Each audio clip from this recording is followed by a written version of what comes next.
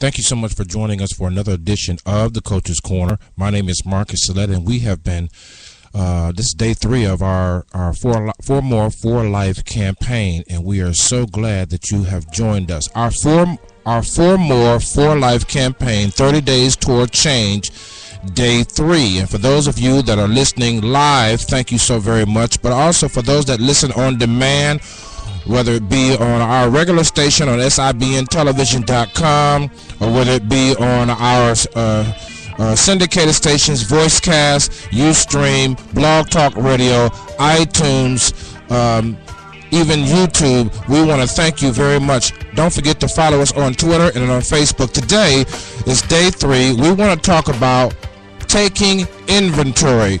Do you have what it takes for your For More for Life campaign? I'm the coach. Welcome aboard.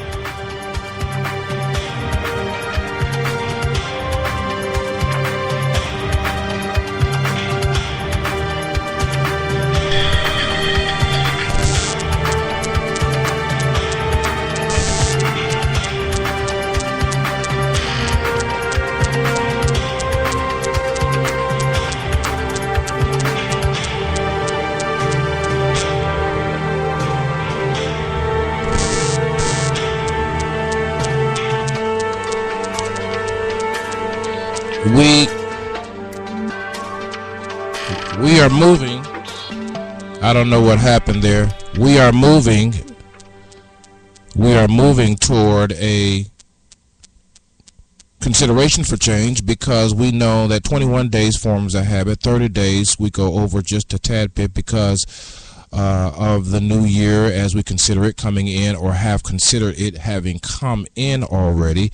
But we're going to really stretch it to 90 days to ensure that we are moving in the direction, because sometimes the change that you want and the change that you realize, I should say, is not the change that you expected. The change that you realized is not the change that you expected. You remember that time that you broke up with that person that you were so in love with, and after they were gone for a while, you thought about getting back together, and actually you rationalized getting back together. It made sense to you to hook back up, and then you hooked back up, and then it still, again, didn't make sense that you got back together. And so oftentimes the change that we realized is not the change that we expected. And we have to brace ourselves with the 90-day stretch to ensure that we are ready for the change we say we want. Now, sometimes For More for Life seems glamorous, and it seems, it seems impressive to your friends and family. But, to be frank and honest with you, For More for Life campaign simply means For More for Life responsibility, For More for Life impact, For More for Life influence, For More for Life attacks, persecution, and on and on and on. You don't get more in life without getting more of the negative, because, as I always say, that the positive and the negative, they both go together. When people people are around me and they always say, well, I'm just going to keep it positive. That's nice for a blanket statement to impress your friends, but you have to have both positive and negative to have productivity and to have impact. If you're always positive, or if you always expect to get along with someone who is only positive, then you may have a problem, because you're only trying to hang out with, quote unquote, your kind, and you're going to need more than just your kind to grow and to balance in life and to make an impact and have influence on other people. So on this day 3, what we want to talk about is, do we have the tools? Do we have the tools or the resources to run this campaign? Frankly, to be frank, and I want to be very frank and honest with you, most of us cannot afford change, but we cannot afford not to change. And that's the dynamic question that you can answer right there on Spreaker. If you want to leave a note right there on Voicecast, if you're listening on Ustream, thank you very much. If you want to leave it on our Facebook fan page, if you want to leave it right there on YouTube, we have 1,000 places where you can leave. If you want to leave it right there on Twitter, you can do that. But I would like to know, what do you do when you can't afford to change, but you certainly can't afford not to change?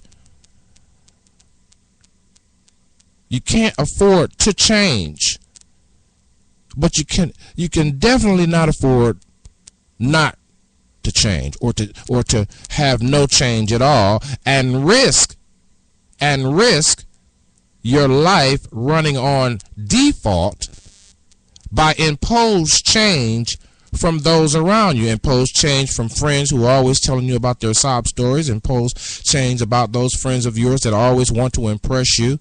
And at the end of a decade, you're sitting around wondering, well, hell, I don't have anything because, Mary and John, every time I talk to them, they're buying a new car, they moving into a new condo, got a great girl and got a great guy, and, got a raise on the job, Impose change, suggested change, suggestive change, change that you don't need.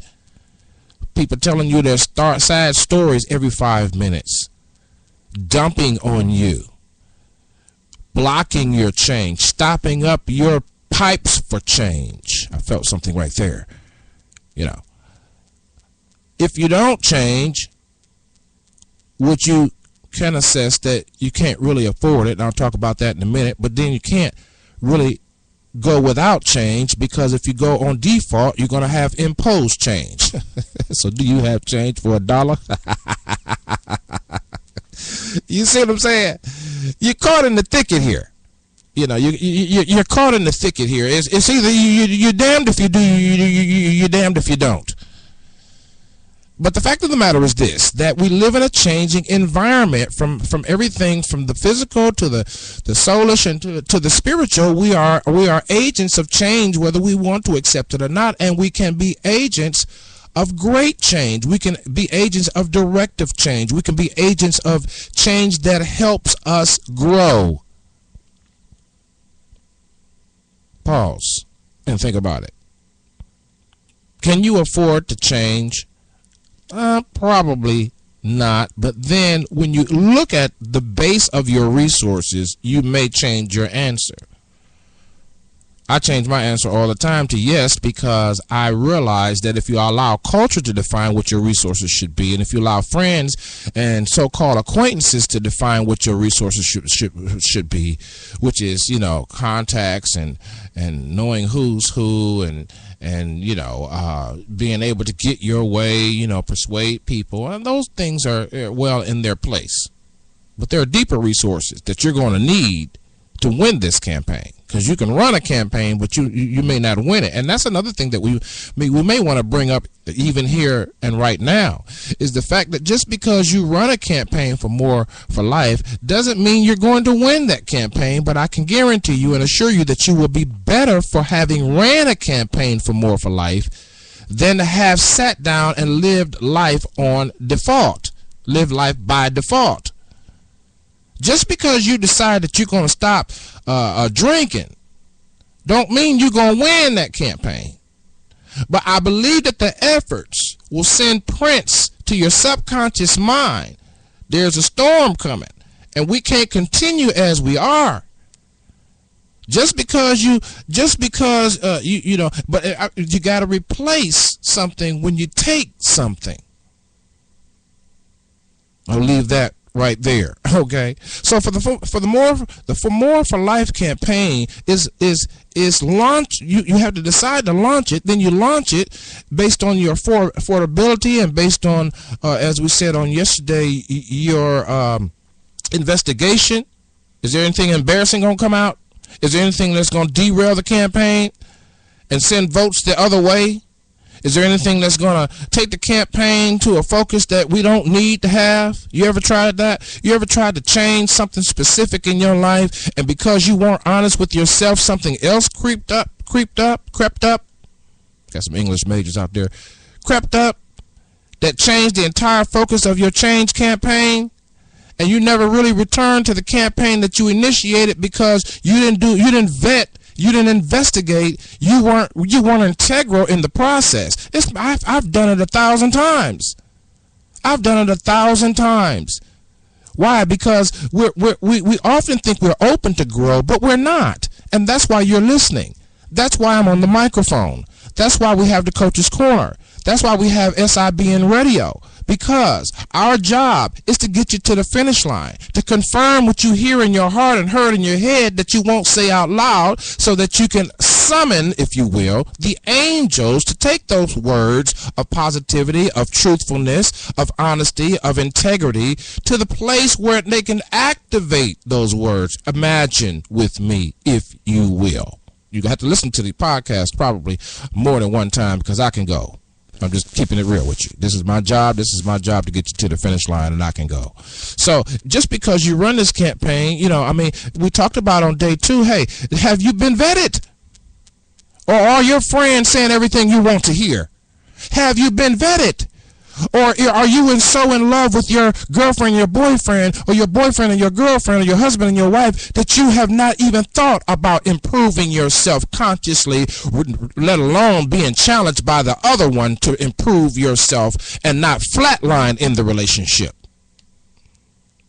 Have you, talking about day 2, you got to go back and listen to day 2. Have you been vetted?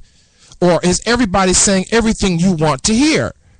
And so when you, after you realize, and we could go back, and we may do that on the weekend edition, we'll go back and we'll wrap these things up before we go into day 7 or day 6. We're going to wrap days 1 through, well, we'll wrap whatever we did for, you know, the weeks, this week up into the weekend edition and go. But I just want you to consider, what are your resources? And would you be wasting resources? And would you be wasting time in your assessment of your resources? Would you be wasting time if you've not had a true integral vetting process? You see, the problem with most people with their For More for Life campaign, because most people want more, and most people want to live, and most people campaign to have more and to keep on living and having a great time. The problem is most of us are not honest enough, and our campaigns for more often is derailed. A campaign for more for life is different than a specific goal of achievement, in my view. To have more for life, to me, it's got to be principle based and not sensual based. And the reason why our lives are up and down and all around and unstable and more a drama for your mama and in and out and all around and up the hill and down again is because we're not principle based in our campaigns in life. You got a campaign for losing weight. Well, I'm not going to lose weight just to look good. I'm not going to lose weight just to look good. That's a good cosmetic reason. That's an end result of my campaign. But I'm going to do this campaign because I want to enjoy the process of change. I want to see what it's like to feel healthier. I want to know what it's like to get up and not have that pain in my thigh. And you know, and we all, listen, don't feel bad. We all have campaigns we have not won. I got to say that. I got to say that. Before I go into this key thing that we're going to talk about, that we're going to mention for today, we have let's admit, we have had campaigns for life, for more, for life that we have not won. But the efforts, the energy, the time, the resources that we place toward that effort still count. They still count. They still count.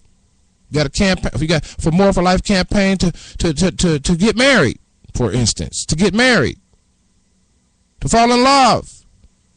And you and I both know you have failed. You have lost the presidency on love. You feel what I mean? You know, we're having fun with the political process. You know what I'm saying? We're going to have so much fun. You guys make sure you tell a friend, because we're going to have so much fun. I know I'm serious, but we're going to have a lot of fun. But we have failed in campaigns. I want more love. I want to be married. I want to be single. I want to get rid of this thing here. You know what I'm saying? And you try to, you know, move in with this one, and you try to, you know what I'm saying, drown yourself in your work, and then your hours got cut back, and then you see what I'm saying? So we've lost campaigns. And so it brings me to today's point is this. You've got to take inventory, and that's part of your investigation. But I have news for you. The inventory that you really need to see is not visible to the naked eye. Let me say that again. The inventory that you really need to see in order for you to assess whether or not your campaign for More for Life will be successful are not seen with the naked eye. For example, the assessment and the inventory